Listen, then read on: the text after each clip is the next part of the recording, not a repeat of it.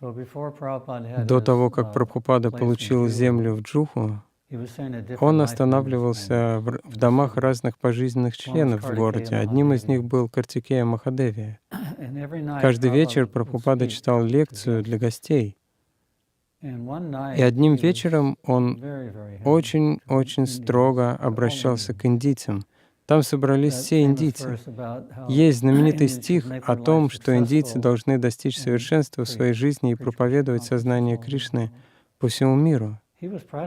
Он практически кричал на них. Атмосфера была очень-очень напряженной. А я сидел там и просто слушал.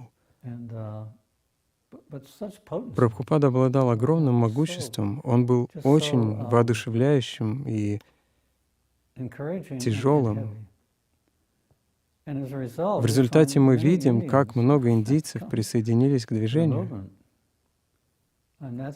Можно было наблюдать эту мощную проповедь Прабхупады в ранние дни. Теперь это подобно вирусу, огромное количество индийцев присоединяется, и мы должны радоваться этому. Иногда мы говорим, что стало слишком много индийцев и мало западных людей. Это правда.